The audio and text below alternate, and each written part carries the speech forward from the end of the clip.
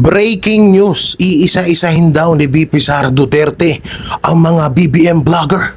Ipapatumba daw lahat ni VP Sara Duterte, lahat ng mga BBM vlogger. Naku po, ang masaklap dito mga banateros, lagi nila sinasabi sa mga vlog nila na sila na daw yung sunod. Sila na daw yung number one na ito-target ni VP Sara Duterte. Puta na, lahat ng napanood kong video nyo, lagi kayo yung number one. Sino ba talaga? Wala bang number 2, number 3 sa inyo, kundi lahat kayo number 1? Sa totoo siya, ayoko na nga dapat talaga pag-usapan to. Pero tawang-tawa ko sa mga loyalistang tanga na vlogger. Kasi lahat sila panay issue na sila daw yung number 1 na target. Kesyo sila daw yung isusunod. Number 1 daw sila. Number 1 daw siya. Number 1 si ganito, si ganyan. Putay na. Sino ba talaga? Hindi na nila alam kung sino yung mas popular sa kanila eh. Kasi feeling nila lahat sila number 1. Feeling nila lahat sila priority ni VP Sara Duterte. may napanood pa ako isang loyalistang vlogger, sabi niya, kayo na po ang bahala sa pamilya ko. Nandyan po, alam nyo naman po yung GCash ko. Alam nyo naman po yung GCash account ko. Doon nyo na lang. Ayun po yung pamamaraan para masuportahan nyo po yung pamilya ko pag sa oras na ipatumba po ako ni VP Sara dahil number 1 target niya po ako. Kung lahat kayo ay ipapapatay ni VP Sara Duterte, bakit buhay ka pa? Yung isa nga nang lalaki pa eh. Tapos sasabihin nyo la target kayo ni VP Sara Duterte, number 1 kayo sa mga isusunod. Putay na gatas yung pagkamatay ng kasamahan nyo. Kawawa naman. Di sa totoo lang, naaawa na rin talaga ako. Naaawa ako dahil alam niyo yun na imbis na pagpahingahin or tawag dito, hindi na nila masyadong itutok yung issue doon kasi nga namayapa na. Puta na, ginatasan pa rin nila ng ginatasan. Ngayon, ang masaklap dito, syempre, sasagot kami kasi ang pinagbibintangan nyo, si VP Sara Duterte. O, tignan nyo si Baklang Hukuluban, di ba? Binura yung post about sa Iglesia ni Cristo na tinuturo niya na Iglesia daw ni Cristo ang isa sa mga suspect sa pagkamatay ng vlogger na yan. Alam nyo, hindi na rin bago to kasi dati may isang tao na nagsabi na ipapapatay siya ni Pangulong Duterte. Ang tanong, hanggang ngayon, buhay pa rin. So kung ipapatumba pala kayo ng mga Duterte, sino yung mga nagbablog? Yung pati multo nyo nagbablog na? BBM, your vlogger is so very crazy. You eating my nerve. Pero promise, doon talaga ako tawang-tawa sa vlogger na nandiyan naman daw yung GCash niya. Kung sakali daw na isunod daw siya ni VP Sara dahil number 1 nga daw siya sa target ni VP Sara, ay nandiyan naman daw yung GCash. Sabi ko naman, napaisip ako na, anak ng teteng, first time ko lang maka-encounter na nauuna, na-advance na yung abuloy kesa sa pagpatay. Iba talaga tama ng pulburon, no? Kakahit-hit nitong mga to. Masyado silang advance mag-isip. Tangina. Hindi pa nga pinaplano sa kanila, nakaplano na.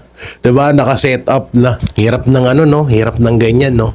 Yung sa sobrang dami nyo sa isang grupo. Tapos lahat kayo feeling nyo sikat, feeling nyo prioridad kayo, at feeling nyo papatusin kayo ng mga Duterte, hindi nyo na malaman kung sino yung number 1 sa inyo. Parang parang network tsaka sa mga istasyon sa radyo, lahat ng istasyon sa radyo sinasabi nila na sila yung number 1. Sa lahat ng network sinasabi nila na sila yung number 1. Ganyan din ngayon sa mga loyalistang vlogger, sila daw yung number 1. Oo, hindi na malaman kung sino number 2. Alam nyo, sobrang tagal na rin ng ganitong issue na kesyo ipapatumba daw sila, ipapayari daw. Pero hanggang ngayon, buhay pa rin. Pero ito, real talk lang. Kaano-ano nyo si kamatayan? Bakit parang mas alam nyo na mamamatay kayo kaysa kay kamatayan. Misa nga gumawa kayo ng GC ni kamatayan para hindi naman obvious na gawa-gawa lang yung mga content na pinaggagawa nyo laban sa mga Duterte. At least kapag kausap nyo si kamatayan, alam nyo kung anong petsa, kung anong araw, kung kailan kayo mamamatay. Tapos malalaman nyo din kung sino talaga yung number one. Sakit nyo sa ulo? Lahat na lang kayo number one. Tangina, wala lang number 2 sa inyo. Lahat, sige dito, akong number 1 na ipapatumba ni Bibi Sara. Sabi naman nung isa, ako yung number 1 na ipapatumba ni Bibi Sara. Famous yarn. Sa dinami-daming bumabatikos kay Vice President Sara Duterte, tapos kayong mga vlogger pa yung uunahin niya. Kahit naman ako sa kalagayan ni Bibi Sara, Who you? Who you, motherfucker? Sino kayo para pag-aksyahan ko kayo ng panahon? O baka naman, kaya nyo lang sinasabi yan para may makontent at mapagkakitaan nyo yung kapwa nyo para tumagal lang tumagal yung issue at lumaki lang lumaki ang inyong mga revenue. Meron pang isang vlogger nakapanood ng video ko. Hinahamon ako ng suntukan. Ano yan, pag di nakaya yung inis, suntukan agad.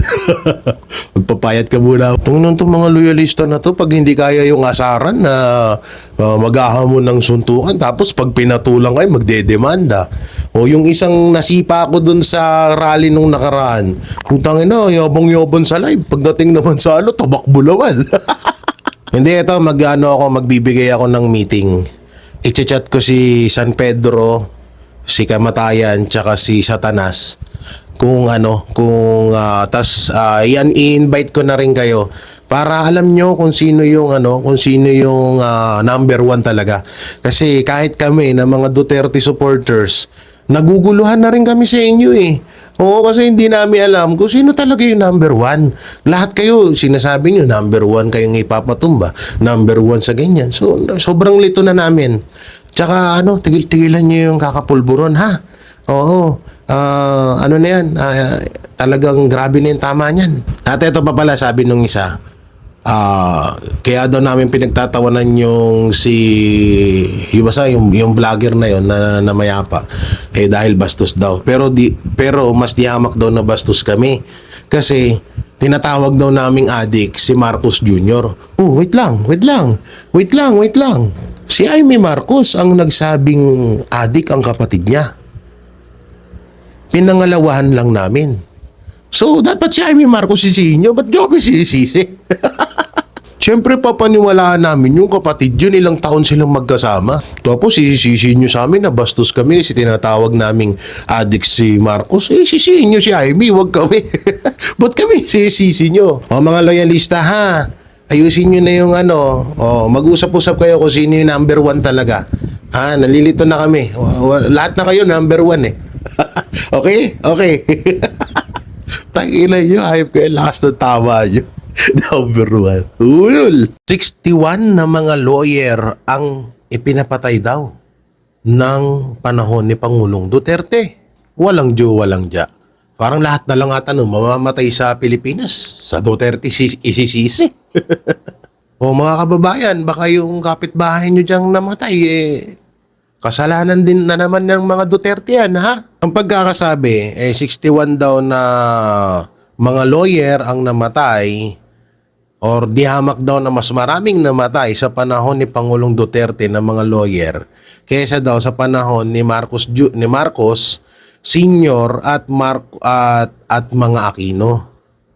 Tayo na lahat na lang talaga. Ang tindi nyo na yan? Ang tindi nyo na? Ang inaalala ko dito, baka pati yung pagkamatay ni Lapu-Lapu, ni Magellan, baka isisi na rin kay Pangulong Duterte. Baka pati yung pagkamatay ni Juan Luna, si Pangulong Duterte na naman ang sisihin dito, yari tayo niyan.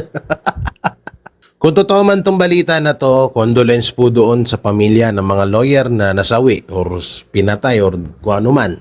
Kung ano man yung sanhi ng pagkawala nila sa mundo, pero hindi po natin pinagtatawanan yung pagkamatay ng mga lawyer na yun. Pero ang nakakatawa kasi dito, mukhang ibibintang na naman sa mga Duterte.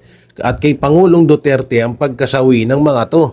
Nakakatawa na sila, no? Sa sobrang obsessed nila na pabagsakin ang mga Duterte. Kung ano-ano na lang. Natatandaan nyo yung issue sa mga sabungero, sa mga missing sabungero. 'Di ba? Ipinupukol din nila sa mga Duterte yun. Na kaysa sa panahon daw ni Pangulong Duterte, kaysa kautusan daw ni Pangulong Duterte yung pagkamatay ng mga missing sabungero na yun. Walang diya, baka pati yung sa 44, kasalanan pa rin ng mga Duterte yun, ha? Sa panahon ni Aquino nangyari yun. Ha? O baka yung pagkamatay ni Aquino, isisinyo rin kay Pangulong Duterte. Hindi na, sige, ano na, rilto ka na. O, baka pati yung pagkamatay ni Ninoy Aquino, si Pangulong Duterte pa rin ang may kinalaman dun. Lahat na lang eh. O baka may biglang lumabas dyan na witness, kasi gawain nila to di ba? Baka may biglang lumabas na witness dyan na apo ni Lapu-Lapu at ituro si Pangulong Duterte na pumatay sa lolo niya. Tapos biglang ginawa, no? Apo ni Juan Luna, biglang tumestigo sa impeachment. Putay na, pag naiisip ko, tatawa ko. Biglang may susulpot, no? Apo ako ni Juan Luna. Ako po ang magpapatunay na ang ama ni BP Sara Duterte ang nagpapatay sa lolo ko. Pero real talk, ito ang katotohanan. Sa lahat ng mga pinaggagawa nyong ganyan, sa mga Duterte, kay BP Sara, kay Mayor Basti Duterte, kay Pulong, kay Kitty, lalong-lalo na kay Tatay Digong, kay Pangulong Duterte, di hamak na mas minamahal pa sila ng taong bayan dahil sa mga ka-fake newsan at kung ano-anong isinisisi nyo laban sa mga Duterte. Kaya tama yung sinabi ni Senator Alan Peter Cayetano na bakit kung ang confidential fund ay isang maituturing na matinding ebidensya para patalsikin si BP Sara Duterte, bakit yung kay Marcos Jr. ayaw nyong halungkatin? So, hindi naman ganun yung saktong pagkakasabi ni Senator Alan Peter Cayetano. Medyo iniba ko lang na style sa akin. Kanya-kanya tayo style, ha? Siguro napo-frustrate na rin sila, no? Na bakit ilang taon na nilang dinudurog si BP Sara Duterte or ang mga Duterte, pero hindi nila magawang madurog. Pero mo, ha? Kakamping, Dilawan, tapos NFA, tapos etong Pulangaw, tapos nag-hire pa sila ng mga mainstream media, nag-hire pa sila ng mga pages, nag-hire pa sila ng mga vlogger, ng mga tulongges naman, na sila daw yung number 1. Pero hanggang ngayon, si BP Sara, yung trust rating, yung approval ratings, ang taas-taas. Yung pagmamahal sa mga Duterte, ang taas-taas. Yung impeachment nga, tingnan nyo, ilan yung nanonood, talagang nakasubaybay ang bawat Pilipino sa balita kapag ang Duterte talaga ang nababalita. Pero tingnan nyo, no, siguro na stress na kayo, hindi nyo kayang pabagsakin ang mga Duterte. Wawa naman. Ang mas nakakatawa pa dito, ang aga-aga nyong pinopromote, sobrang aga nyong pinroklama or pinromote ang mga Duterte, lalo na si BP Sara.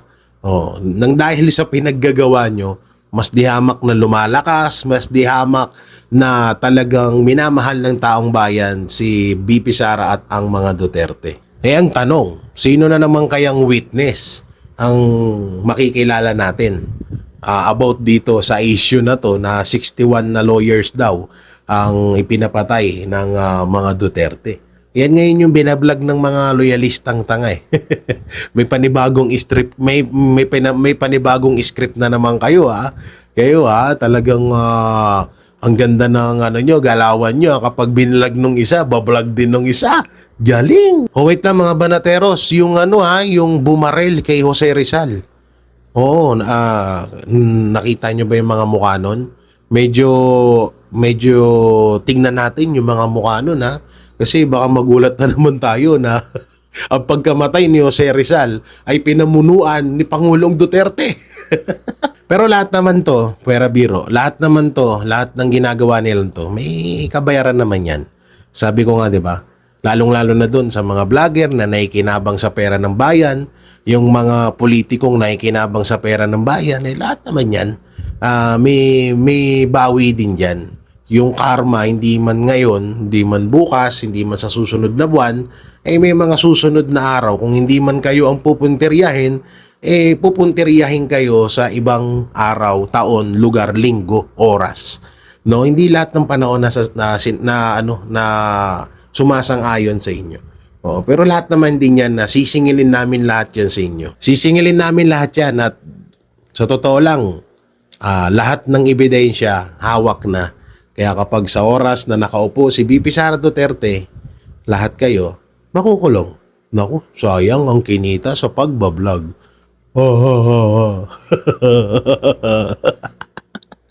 Yung tipong ilang taong ka nag-vlog para siraan lang yung mga Duterte. Tapos, isang buwan lang pang bayad mo sa kulungan. Kawawa. Shocking news. Ang creepy nito, mga banatero, sa totoo lang. Sinagot daw ng mag-ama lahat ng gastusin.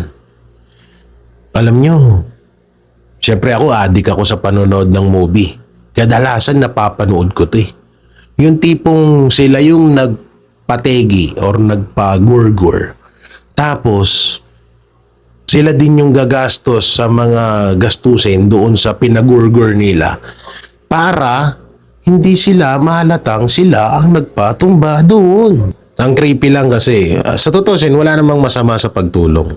Pero ang sarap din talaga maging kadikit nitong mga to, no? Alam mo kung bakit? Talagang ramdam mo ang pagmamahal ng kanilang suporta dahil isa ka sa mga ginawa nilang kagamitan para siraan ng mga Duterte. Pero alam nyo, napanaginipan ko yan eh. Na naginip ako na sila din daw ang gumawa ng trahedyang yan. Trahedya tuloy. Sila daw ang nagplano niyan. Kasi nga, di ba, may mga bali-balitang gagamitin nga daw yan sa impeachment ni VP Sara. Kasi nga, yung video daw si VP Sara daw yung laman. At nanaginip ako na kinukumbinsi ang magulang para bigyan or inooperan daw ng 10 million para daw pumayag or gumawa ng script na talagang si VP Sara daw or ang mga Duterte daw talaga ang may kagagawan nito. Naku mga banateros, abangan natin yung mga ganyan ha. Matinding ka-fake newsan na naman tong ipaparatang nila kay VP Sara. Naging advance na ako kasi nahawa na ako dito sa mga vlogger na to. Laging advance mag-isip eh. Sa bagay, kung bibigyan nila ng 10 million, kahit 20 million, kahit 50 million pa yung pamilya eh. No, kahit bigyan nila ng 50 million, 100 million, barya na sa kanila yan. Sa trillion-trillion na nawawala ngayon na pera sa pondo ng Pilipinas. Di na malabo yan. Sobrang barya na sa kanila yan. Kaya bukas sa makalawa, magugulat na naman tayo na may mga ganitong paratang na naman sila. At kawawa lang, no? Biruin mo, pati yung pamilya gagamitin. Diba? Para lang kay VP Sara Duterte yung pagka-gur-gur nun. Tapos kami pa yung sisisihin na kesyo walang iya daw kami. Tingnan mo, yung babaeng hugis araro, yung baba. May post. Sabi niya, okay na daw yung isa kasi nagpapahinga na, patuloy daw sa paglalakbay. Samantalang si Tatay Digong daw, nakakulong daw, pinagdudusahan daw yung kahihiyan, worldwide, at World Wild. Ha? Alam mo ano ibig sabihin ng World Wild? Nagwawalang mundo. From kayabangan to kulungan daw, sabi ni babaeng paa. Yan ang hirap sa inyo. Ngayon pag binalikan namin kayo, iiyak-iyak kayo na kesyo, grabe talaga mga DDS. Mga walang iya, mga bastos talaga DDS. Kung ayaw nyo kasi talagang mabalikan namin, manahimik na lang kayo. Pwede naman kayo, sa totoo lang, pwede naman kayo maging kritiko ng mga Duterte. Kung ayusin nyo lang, pwede naman ayusin. Baka sabihan nyo ako, bakit kayo mga DDS, tinatawag nyo adik si Marcos. Bakit? Sino ba unang nagsabi nun? Kapatid niya. Ibig sabihin, mas papaniwalaan namin kayo kaysa sa kapatid niya? Lol. Hindi naman kami katulad ni Auntie Claire na anak ng teteng si Amy Marcos at Bongbong Marcos, simula bata hanggang sa tumanda na naging tabingi na nga yung panga ni Marcos, magkasama na yan sila. Tapos Mas papaniwalaan nyo si Auntie Claire na kailan lang naman sumulpot yan. Pero shoutout sa iyo dun sa babae na mahaba yung baba na hugis araro. Sa tutusin, ikaw yung childhood hero ko eh. Kasi dati nung bata ako, nag-aararo ako sa bundok. Yan yung isa sa mga libangan ko nun. Pero ngayon, nagulat ako sa sobrang high-tech na ng Pilipinas. Yung araro, nagsasalita. At para siyang Italian yung kanyang pronunciation. Grabe no, yung araro, nagsasalita na. Pero ito, may advice ako sa'yo. Kunin mo yung ilong. Yung ilong, yung pilik mata, tapos idikit mo sa mukha mo. Kahit papano, gaganda ka. Tsaka gastusan mo naman yung mukha mo, day. Nang kahit papano, hindi naman nakakahiya. Tsaka sasabihan nyo kami yung bastos ng mga DDS. Kung kayo nga mga loyalista, nagpapakita kayo ng puwet nyo araw-araw. Mga mukhang puwet kasi yung mukha nyo eh. Tangina, no? Talagang ganyan na ganyan yun eh. Ganyan na ganyan yung kinakabit ko sa kalabaw pag nag-aararo ako eh. Ganyan yung lapad, ganyan yung haba, ganyan din yung hugis. Antindi no? Tapos ang galing pa nung panga niya kasi papuntang kaliwa na medyo papunta ng kanan. Ang galing no? Akala ko dati, ang buhok lang yung nagpa-fly away, pati din yung baba. Pag ganito wawawi. Tama na yung baba na yan. Pag-usapan na ulit natin yung creepy. Hindi kasi nakikiripihan ako na alam mo yun. Kasi may mga mahirap kasi magsalita pero ilang beses ko na ito napanaginipan na sila daw ang nagpatumba tapos para daw isisilang sa mga Duterte. Galing ng tactic nila, no? Pero abangan natin mga banateros kapag sa oras na nangyari yan, nagamitin nga nila yan. Alam na this. Breaking news, vlogger ni Marcos Jr. na aksidente na pilay ang paa. So sabi niya dun sa video ko, nakakadiri at ang pangit ko daw. Wow, yang hiya naman ako sa'yo. Etong vlogger na to ay matagal na rin tong nakilala ko. Nakilala ko to. Sa totoosin, may chat nga to sa akin na nangihingi siya ng tulong na banatan ko daw ang kampo nila Attorney Libayan dahil inaapi siya nito. Pero syempre, hindi naman ako tanga. Ba't ako mahingilam sa away nyo? Gago ka ba?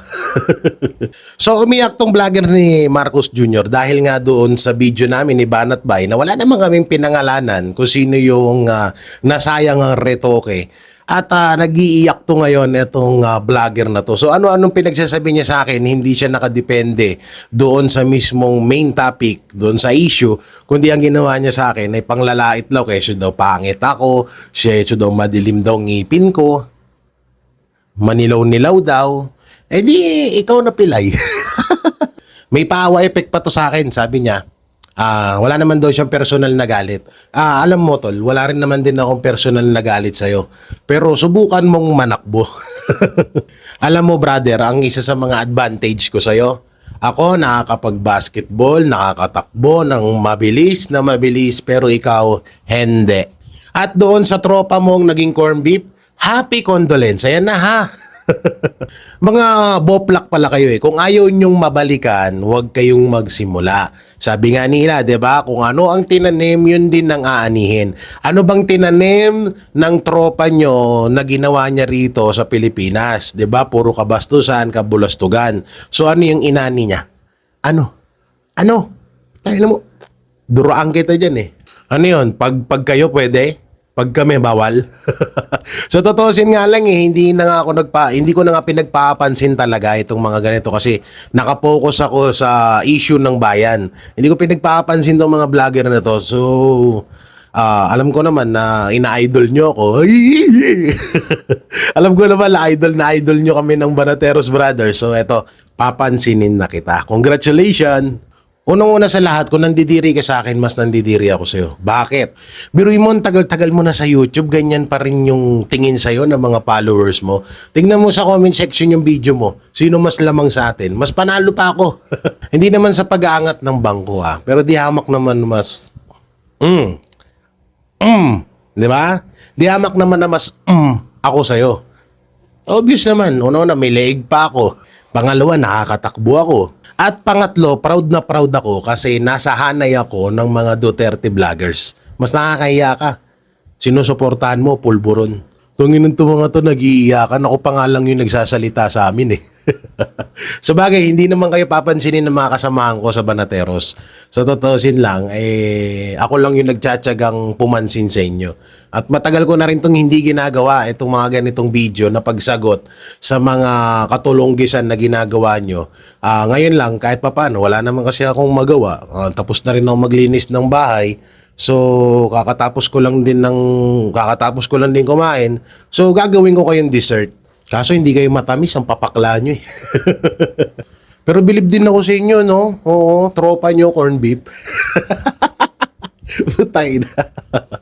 Oh, ngayon na tawag dito na binabanat-banatan ko kayo ngayon. Na sabi ko nga sa post ko, 'di ba? Jay Guevara versus all. Oh, 'yan. So, may content ka na naman. Congrats, ha? Oo, may content ka na naman. Oo, dagdag revenue na naman yan sa'yo. Hindi, ano ko rin yan, donation ko para sa'yo para may pang check up ka dyan sa pilay mo. Pilay mo. O baka sabihin nyo, puro pang lalait lang ginagawa ko. Ano bang ginawa niya? 'Di ba? So, pang lalait lang din. Oh, sa totoo hindi naman ako nasasaktan doon sa panglalait niya. Kaso nga lang, etong mga ganitong vlogger, akala mo naman napakagwapo mo. Gwapo ka? Tingnan mo yung tsura mo. Tuminong to kung ganyan lang naman din ang gwapo sa mundo. Mas gugustuhin ko na lang maging pangit. Natatandaan ko pa dati nung nangihingi ng tulong sa akin to. Sabi niya, Jay, bro, banatan natin sila Libayan. Total, binabanatan ka rin nila noon, so banatan natin sila. Puta na, naghanap ka pa ng kakampi. Yung relator ni Libayan kasi, etong vlogger na to, ay kinasuhan or parang nangingi ng tulong tong vlogger na to ngayon, parang dinedma ata. So, nagalit siya. Ngayon, yung about naman sa issue namin ng mga vlogger ni Atty. Libayan, matagal nang yun. Hindi ko naman na pinagpapansin yun. Ngayon, nangihingi ng tulong itong vlogger na to noon. May conversation kami niyan. Pwede naman ilabas kung gusto niya, kung i-request niya na nangihingi siya ng tulong sa akin. Pero hindi yan ang topic dito. Ang topic dito ay nasasaktan siya doon sa mga sinabi namin ni Banat Bay about sa mga nasayang narito. Wala naman kaming minention na pangalan doon. Tangina nyo kasi. Sinasabi ko naman ng paulit-ulit na iwasan nyo yung pulburon. Ha? Iwasan nyo yung pulburon. Yan tuloy nagiging sobrang advanced na yung utak nyo. Magtutulog kasi kayo. So sobrang idol nyo kay BBM, pati yung hindi niya pagtulog, ginagaya nyo. Ayan tuloy, yung utak nyo nagiging hangin na lang. Ha? Tapos sabihin, tana ka pa lumuha mo. Sasabihan na, pangit nito, pangit na nga, pangit pa ugali. Wow! Ikaw, sa'yo pa nang galing yan. Ha? You eating my nerve. Tapos, naghahamon siya na makipagdebate daw sa amin. At siya daw mismo ang pupunta sa SMNI. Aba, ang tingin mo sa sarili mo, importante ka? Celebrity ka? Ha? Celebrity ka? Uy, yung mga ini-invite namin sa SMNI, mga kilalang tao yun. Mga celebrity yun. Mga importanteng tao yun sa Pilipinas. Importante ka? Tangilan mo, pilay. Bobo na, pilay pa. Bars. Alam niyo, itong vlogger na to, bigla tong nawala sa mundo. O, biglang nawala to. Ikaw ba naman binaon to ng kapwa niya to longest din na vlogger na si Makagago. Biruin mo, dalawa na lang silang to longest, nagaguhan pa sila. Ang hindi ko lang talaga matanggap, sinabihan mo ako ng pangit, pero di hamak na mas pangit ka sa akin. Tangina. Pangit na. Pilay pa. Sa susunod nga, Martin Romualdez, Marcos Jr., kapag kukuha kayo ng vlogger, huwag naman pilay. Pilay na, tanga pa eh. Double injury, ayop na yan. Pero ang tanong, sa PWD ba, nag-i-issue ba sila ng dalawang ID? Kasi kapag PWD, syempre isang ID lang yan. Paano pag ganito kapurol yung utak? So, dapat isyuhan pa to ng pangalawang ID. Dapat, ID rin na para sa mahihina ang utak kagaya mo. O hindi ko nilalait yung mga PWD ha. Eto lang. Diyan lang sa tao itong sinasabi ko. Ha, baka sabihin niyo naman, "Uy, mga PWD, binabash kayo ng mga vlogger ng Duterte." Oh, lol. At kung usapang linis lang din naman, di hamak na mas malinis ako sa'yo. Hindi lang sa panglabas, pati sa pangloob. Unang-una, kung silipan lang ng record, di hamak na mas marami ka record sa akin. Di ba? Kinasuhan ka. Ilang beses kang kinasuhan at ang katwiran mo, PWD ka. Ako, kahit sa NBI, pulis sa PNP, kahit saan, kahit sa Army, kahit sa NFA na mga sinusuportahan yung mga corn beef, wala akong record. Malinis ang pagkatao ko. Ngayon, kung sasabihan mo kung pangit, pangit na muka, pangit pa ang ugali, ano ka pa? At dahil nga iritang-irita si Baklang Hukluban sa akin, dahil nga pinost ko, shinare ko, yung banta niya or yung pagbibintang niya sa Iglesia ni Cristo na di umano ang Iglesia ni Cristo daw ang pasimuno sa pagkamatay ng kanyang tropa na naging corn beef.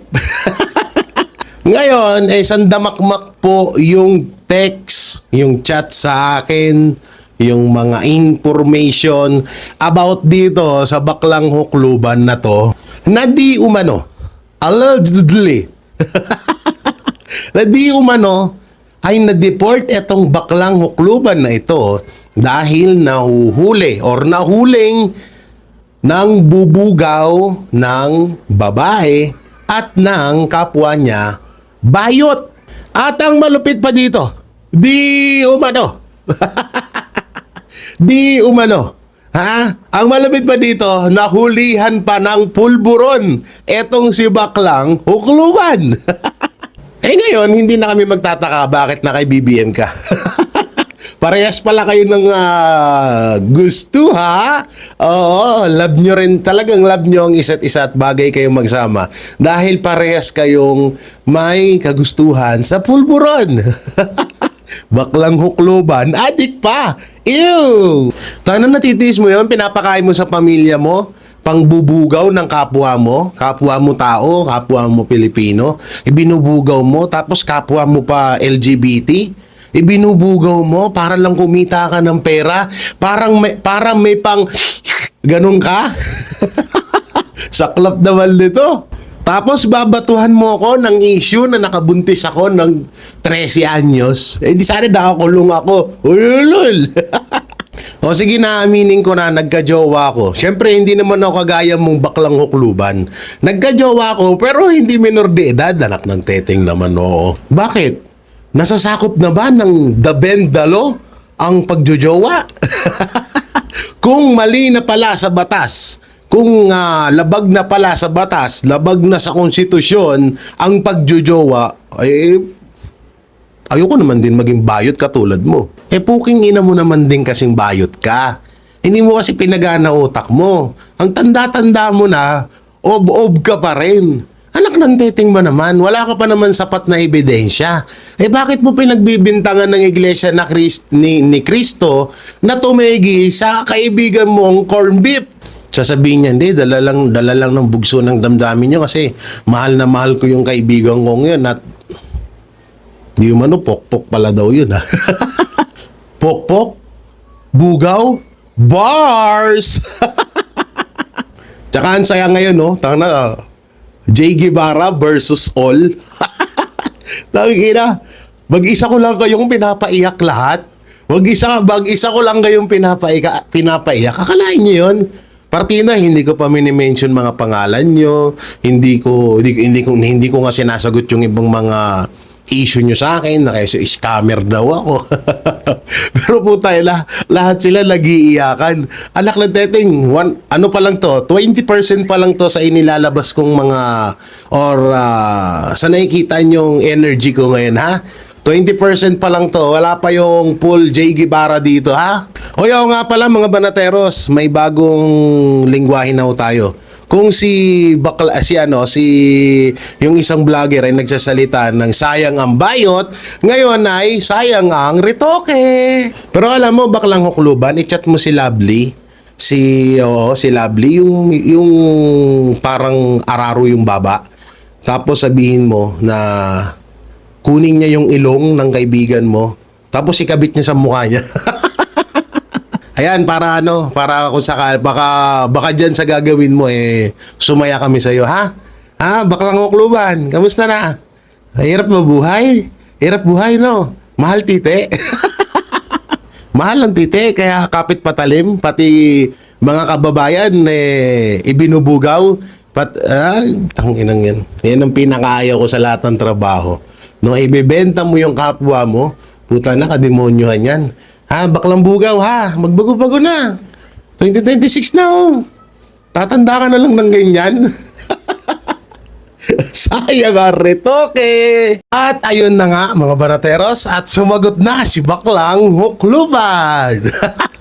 Ay, puta na. Etong baklang to, siya yung dating Duterte supporters na biglang lumihis ng landas. Kasi dito kasi sa amin, wala kasing pulburon dito. Pangalawa, bawal yung baklang kanal dito, tapos huklubang ka pa, tapos syungaret ka pa. Alam mo kasi, try mo minsan mag corn beef. Maganda yung nun sa utak para kahit papano magkalamang ka. O kaya, lutuin mo yung corn beef ng kasamaan mo.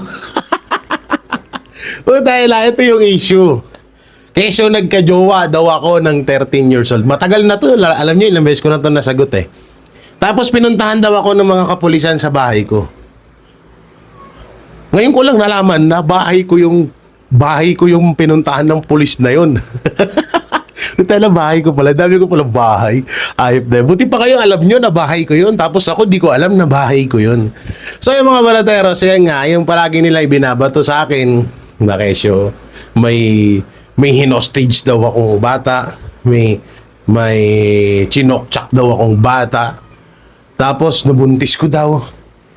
Tana, kung nagkaanak ako doon sa batang yun, aba, napakaswerte ko. Alam mo kung bakit? Hanggang ngayon, inaasam-asam at pinapanalangin ko kay Ama na magkaanak na ako. Kahit wala nang asawa, basta may anak. No, na magkaanak ako. Iyan isa sa mga pangarap ko sa buhay ko. Mawala man ang lahat basta may anak ako. No? Natapos 13 anyos daw. Anak na di sana nakakulong ako. Kahit i-check nyo dyan, NBI record, police record, saan mang record, wala akong kaso. Kaso, fake news ka. Yan ang yan ang pinaka-point dyan. Yan ang pinaka-kaso dyan, fake news ka. Bakit, bakla? Natakot ka ba sa maaaring ikaso sa'yo ng INC? Dahil pinagbibintangan mo silang pumatay sa tropa mong corn beef na ngayon. Tangin na itong baklang hukluban na to. Alam mo na, nagkita kami nito Nagkita kami saan ba yun? Basta sa isang event na sa senatorial candidate ng Duterte noon. So, DDS pa siya noon eh. So, nandun nakita ko siya. Puta na, mas malaki pa sa akin eh. Oo, mas mukha pang...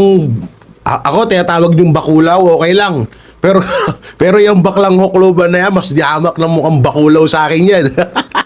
Tapos puta na, nagpapatanggal ka ng hotdog. Ulol, kahit magpatanggal ka ng hotdog, bakulaw at isa ka pa rin baklang hukluban. Tandaan mo yan, ha? Tapos dinamay mo pa yung SMNI. Bakit kaya gano'n, no? Hindi nyo kami marekta na yung mismong issue, mismong topic yung pinag-uusapan dito. Pero ang ginagawa nyo, kesyo sa mga dating issue, kesyo sa ibang-ibang issue, ang layo nung issue na sinasabi niyo. Tapos dinadamay nyo ang SMNI. Bakit? Ha? Gigil na gigil ka sa SMNI? Ayan mo, hindi ka papansinin ng SMNI. Thailand to, baklang hukluban na to. Ikaw nga eh. Sige, gagayahin ko yung sistema nyo ha. Ikaw nga daw eh. Daw ha. Isa ka daw tulak ng mga babae sa ibang bansa. Hindi ko alam kung di ko tokoy kung sa ano daw yun. Sa Hong Kong ata yun. Puta na, nakakadiri ka. No? Kapwa mo Pilipino, ibinibenta mo para lang magkapera ka. eh di hamak na mas malupit ata yung ginawa mo. 'Di ba? Tsaka kung nagka-girlfriend man ako ng mas bata sa akin, tanggap naman ako ng pamilya. Proud ako dun. No, tinanggap ako ng pamilya. Ha? At tsaka sinasabi mong 13. Eh di sana nakakulong ako. Ulul. Eh ang hirap sa iyo eh. Kung kailangan tumandang baklang huklubang ka, tsaka naging corn beef yung utak mo. Ako sa'yo, igisa mo yung tropa mong corn beef na ngayon nang matuwa pa kami sa'yo. Utay lang yan. Bayot. Sayang ang retoke. Ang ganda ng sinabi ni Senator Robin Padilla. No? Yun dapat talaga. No? Eh, ang tanong, may kakasakaya. Lalong-lalo na sa BBM Senator. Doon sa hamon ni Senator Robin Padilla na ilabas na lahat ang mga bank record ng mga, ano, di ba? Yan ang maganda. Diyan tayo magkakasubukan. Ilabas ang bank record ng mga lahat ng senador, ilabas ang bank record na lahat ng mga congressman, ng mga lahat ng mga politiko, lahat ng mga sangay sa gobyerno, mapasekretary man ng DPWH, DepEd, lahat yan. Basta lahat. No? Yun yung maganda doon. Alam nyo, malamang sa malamang bukas or mamaya, ibabash na naman to si Senator Robin Padilla. Kasi nga talagang nabibinggo eh. Alam nyo, sinasabi nila lagi kay Senator Robin Padilla, kay Shubobo daw, tanga daw, oy, paalala lang, lahat ng matatalino, ayun no, pinagnanakawan tayo. Tapos ngayon, kung light-lightin nyo si Senator Robin Padilla, tanga, bobo. Eh bakit kayo? Kaya nyo ba? May mas tanga kayo. Puta na adik, sinusuportahan nyo. 'Di ba? So, grabe itong naisip, itong sinabi ni Senator Robin Padilla na dapat naman talaga ay ganito. 'Di ba? Ito dapat ang gawin. Kung talagang gusto nyong buksan ang back record ng mag-asawang Duterte na sila Man Scarpio at BP Sala, Pangulong Sara or Pangulong Inday Sara Duterte. Oh, sarap pakinggan. Galit dalawa na mga puking inaw. So dapat ganun, no? Dapat ganun, buksan lahat yan para magkaalaman na. Eh ang tanong, may kakasakaya. Senator Erwin Tulfo, Senator Rapi Tulfo, o isa kayo sa mga matatapang ng mga senador na hawak sa leeg ni Marcos Jr. Yan tanong, kaya nyo bang palagan yung gusto ni Senator Robin Padilla na magkabuklatan na lahat ng bank account dyan? Diba? Total ganyan naman. Hindi, malamang sa malamang i-ano nila dito. Sasabihin nila, ay hindi naman kasi kami yun na-impeach. O, sasabihin na naman nila, tapos sasabihin nila, ay wala naman yun sa batas. Wala yun sa rules. Labag yun sa konstitusyon. Ayan na naman yung idadahilan nila dyan para hindi mabuksan yung mga bank record, bank account nila dyan. Pero good job Senator Robin Padilla. Huwag kang mag-alala. Kahit ang dami mong basher, di hamak na mas maraming nagmamahal sa'yo ng mga Pilipino. Yung basher dyan, wala yan. Walang winta yan. Walang winta yung mga basher nila. Ako, ang dami kong basher eh. Yung mga 19 kopong-kopong pang ini-issue sa akin na paulit-ulit. Hanggang ngayon, ini-issue pa rin. Diba? Ganyan talaga Senator Robin Padilla. Basta tuloy mo lang yan. Andito lang kami nakasuporta sa'yo.